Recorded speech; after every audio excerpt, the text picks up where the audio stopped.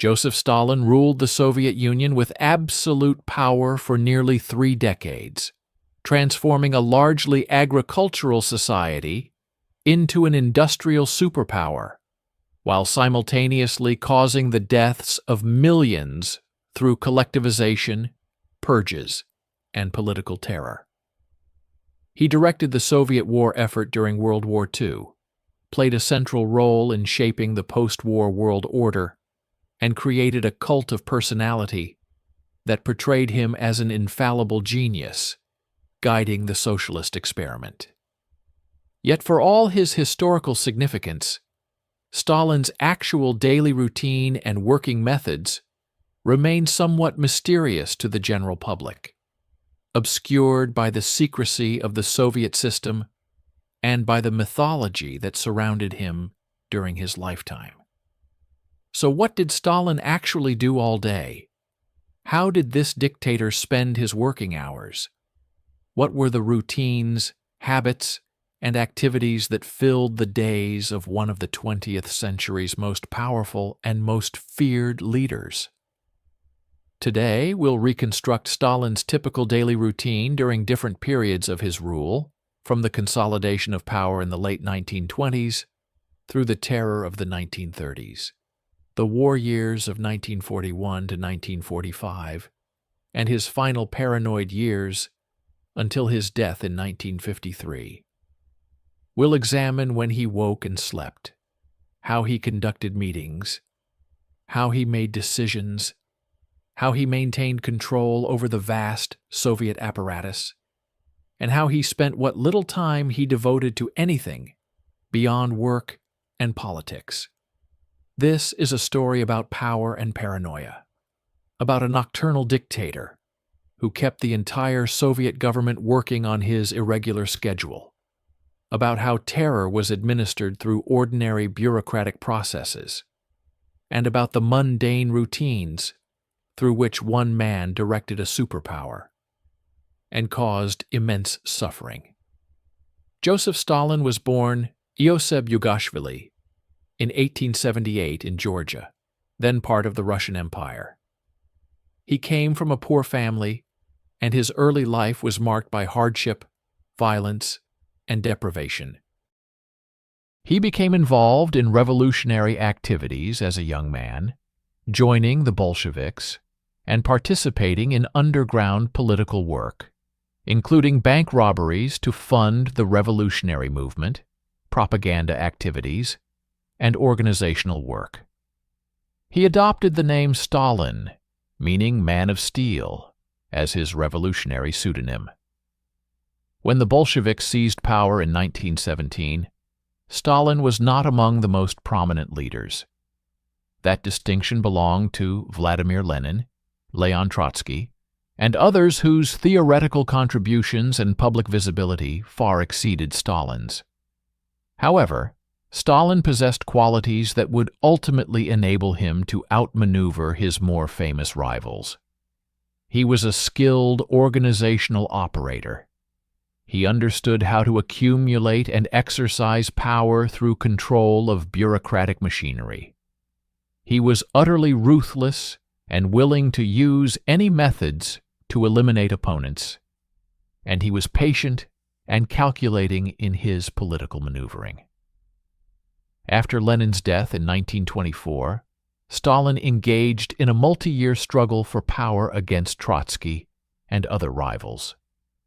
By the late 1920s, Stalin had consolidated his control over the Communist Party and the Soviet state, and he began the programs that would define his rule: forced collectivization of agriculture, rapid industrialization, and political terror directed against any potential opposition. Understanding Stalin's daily routine requires recognizing that he was first and foremost a political operator whose every action was directed toward maintaining and exercising power. Unlike Hitler, who had artistic pretensions and cultural interests that gave his daily life some non-political dimensions, Stalin's life was almost entirely consumed by politics, power, and the machinery of rule. His daily routines reflected this singular focus. Stalin's daily schedule was highly irregular and nocturnal, a pattern that became more pronounced over the years of his rule. He typically did not wake until late morning or early afternoon, often not rising until 11 or 12 noon, or even later. This late rising was the consequence of Stalin's habit of working and holding meetings late into the night and very early morning. He would regularly hold meetings with Politburo members and other officials that began around 8 or 9 in the evening and would continue until 3, 4, or even 5 in the morning. This nocturnal schedule was not just a personal quirk, but a tool of power. By forcing the entire Soviet leadership to work on his schedule, Stalin kept officials off balance, exhausted, and dependent on him. Ministers and party leaders had to be available at whatever hour Stalin decided to call them, disrupting any normal life routines and ensuring that Stalin's convenience was the organizing principle of Soviet governance. When Stalin finally woke in late morning or early afternoon, his routine would begin with a slow awakening process. He would remain in bed reading reports, newspapers, and documents that had been placed beside him overnight. Stalin was a voracious reader with a personal library of thousands of books, and he read extensively on history, philosophy, military strategy, and various other subjects. He made annotations in books, marking passages, and making marginal notes that revealed his thinking. This morning reading session in bed could last for an hour or more, as Stalin reviewed overnight developments, read the latest intelligence reports, reviewed transcripts of interrogations of purge victims, if this was during the terror periods, and generally gathered information about what was happening in the Soviet Union and internationally. After his morning reading, Stalin would get up and have breakfast, though the timing meant this was more like lunch by conventional standards. Stalin's eating habits were relatively simple, despite his power. He was not a gourmand and did not indulge in particular luxury in his food, though he certainly ate better than the Soviet population that often faced severe shortages. He preferred simple Georgian dishes from his homeland, soups, bread, and tea.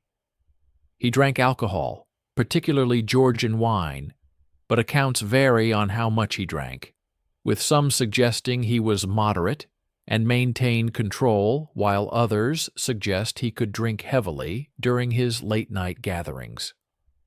What is clear is that Stalin used alcohol strategically during meetings, encouraging others to drink while watching their behavior and listening to what they revealed when inhibitions were lowered.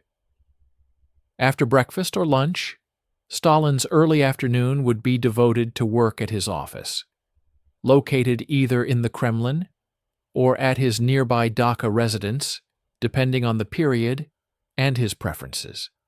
His office was the center of Soviet power, the place where the most important decisions were made and where officials were summoned to receive instructions or criticism. Stalin's office was relatively modest in furnishing, but was equipped with everything needed to run a vast state, including multiple telephones connecting him to officials throughout the Soviet Union, maps of the country and the world, files and documents, and the constant presence of secretaries and aides. The office had a long table where Stalin held meetings with multiple officials, and it had areas where he could meet with individuals or small groups.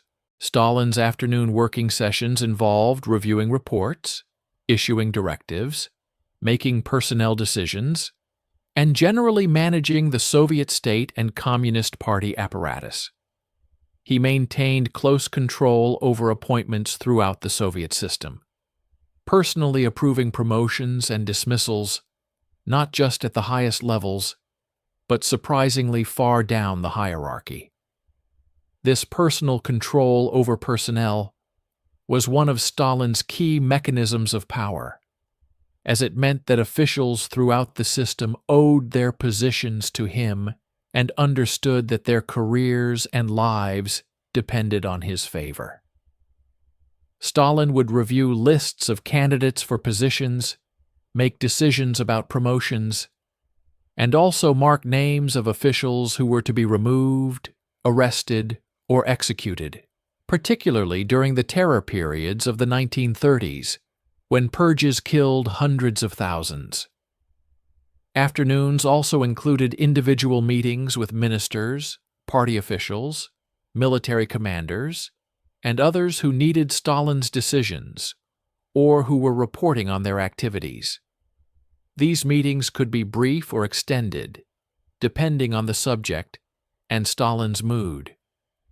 He was known for his intimidating presence and for a style of interaction that mixed affability with sudden sharp questioning or criticism, designed to keep subordinates off balance and afraid. Stalin would often ask seemingly casual questions whose answers would determine an official's fate, testing loyalty and alertness.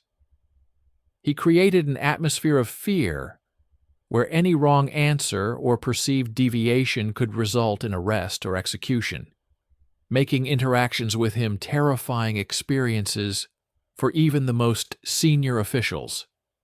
Stalin also spent significant time during his afternoon work sessions reading intelligence reports from the NKVD, the Soviet secret police. He received detailed reports on the activities of Soviet citizens, on conditions in different parts of the country, on the behavior and statements of officials, and on international developments. The NKVD's internal surveillance was comprehensive, and Stalin read summaries of intercepted communications, informant reports, and surveillance transcripts. He used this information to maintain awareness of potential opposition or problems, and to decide when to move against officials or groups he considered threats. During the terror years of the late 1930s, Stalin personally reviewed lists of people to be arrested and executed, signing off on death lists that condemned thousands at a time. These reviews were conducted as ordinary paperwork during his working hours, with mass murder administered through bureaucratic processes, no different in form from approving budgets or factory production targets. Late afternoon and early evening were often when Stalin would take a break from work, perhaps having dinner or engaging in a brief rest period. However, his breaks from work were never complete withdrawals from power, as he remained accessible to his secretaries and could be interrupted if urgent matters arose. Stalin's personal life was austere and isolated. After his second wife, Nadezhda Alliluyeva, committed suicide in 1932, apparently driven to despair by Stalin's cruelty and by the horrors of collectivization and famine, Stalin lived alone or with household staff. His children lived separately and had difficult relationships with him. He had no friends in any normal sense, only subordinates and political associates, whose relationships with him were defined by power, rather than affection or mutual trust. This isolation was partly imposed by the nature of his position, as trust was dangerous for a dictator surrounded by potential rivals. But it also reflected Stalin's personality and his apparent inability or unwillingness to maintain normal human relationships. The main event of Stalin's day came in the evening and stretched into the very early morning hours. Around 8 or 9 in the evening, Stalin would begin holding meetings with the Politburo, the small group of top Communist Party leaders who collectively ruled the Soviet Union under Stalin's domination. These meetings took place in Stalin's office, or sometimes in his Kremlin apartment, or at his dacha. The Politburo meetings were where the most important decisions about Soviet policy were made, where issues were debated, and where Stalin's will was translated into directives that would be implemented throughout the Soviet system. During these meetings, officials would report on their areas of responsibility, proposals would be discussed, and Stalin would make decisions or guide the discussion toward the conclusions he wanted. The dynamic in Politburo meetings evolved over Stalin's rule. In the 1920s and early 1930s, there was still some genuine debate, though Stalin was increasingly dominant. By the late 1930s, after the purges had eliminated anyone who might challenge him, the meetings became more formalized rituals where Stalin's preferences were understood in advance and where officials competed to demonstrate loyalty and agreement rather than offering independent views.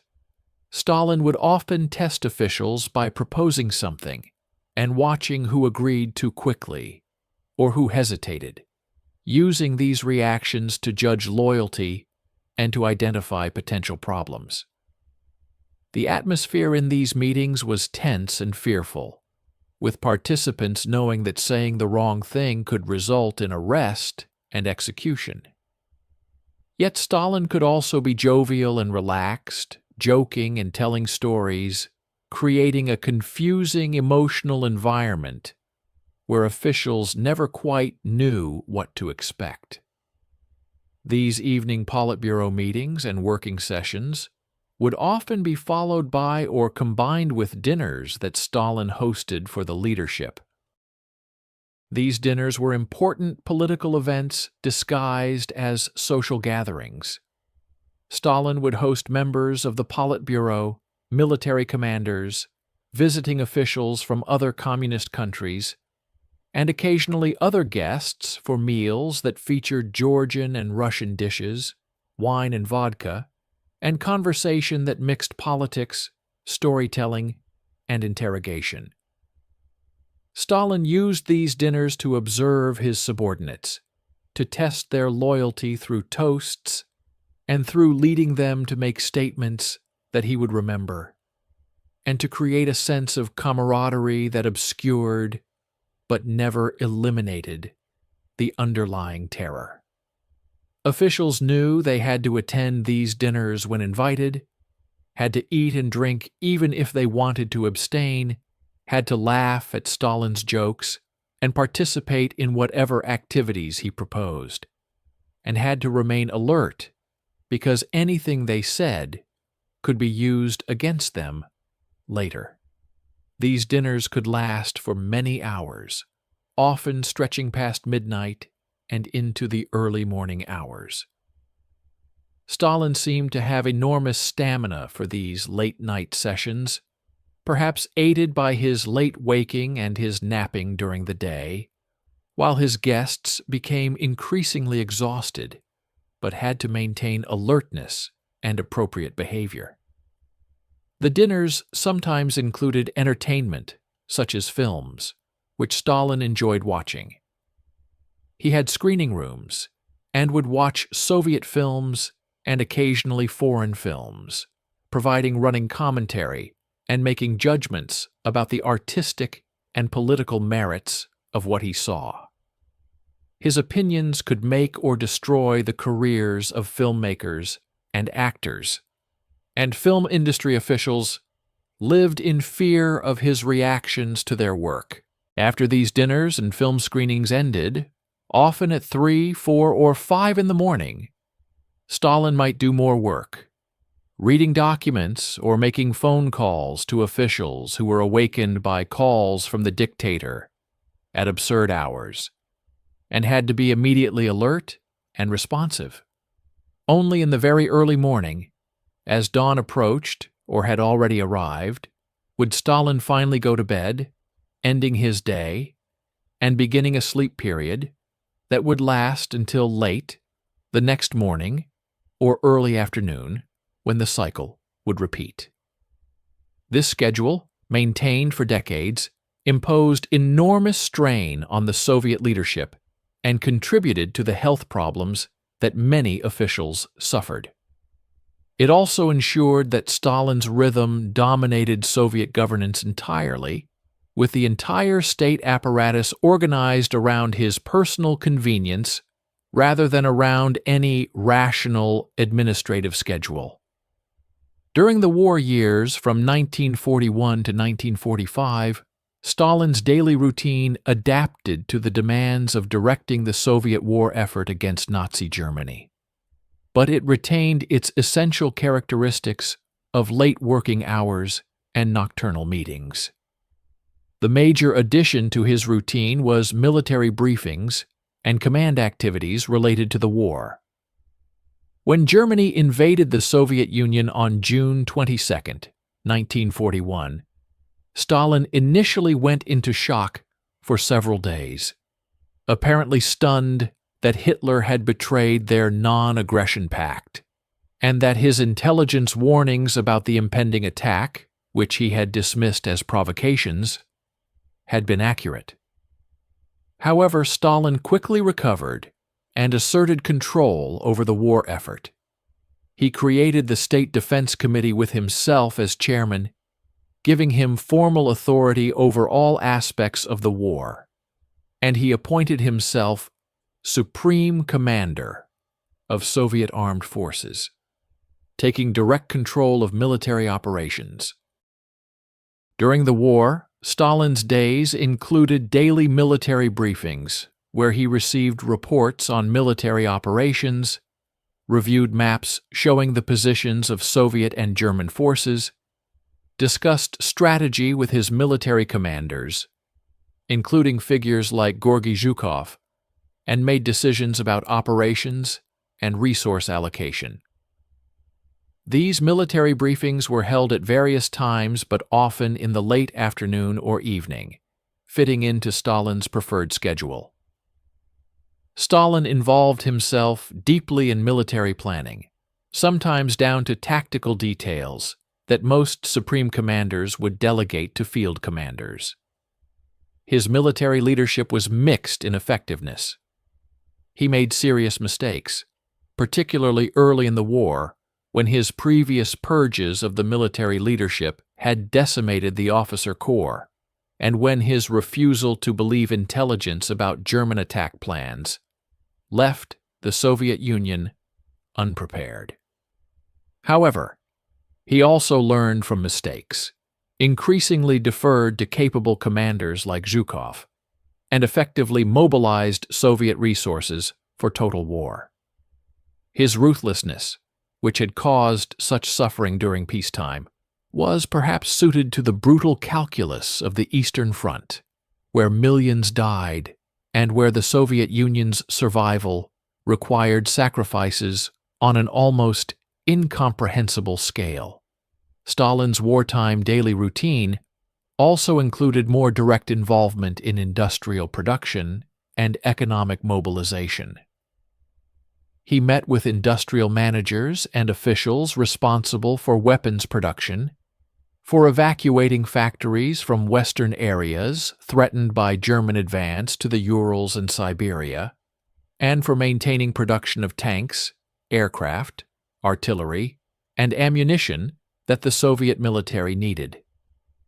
He monitored production figures closely and held officials accountable for meeting targets, with failure potentially resulting in arrest or execution even during the war.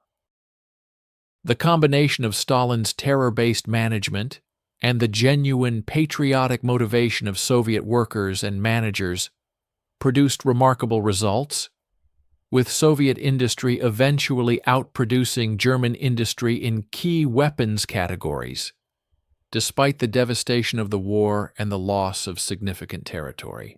Stalin's evening Politburo meetings and dinners continued during the war, though their character changed somewhat to focus more on military and war-related matters, and less on the political intrigue and entertainment that had characterized peacetime gatherings. The meetings were working sessions where war strategy was discussed, where reports were received from different fronts, where problems were addressed, and where Stalin's directives were issued.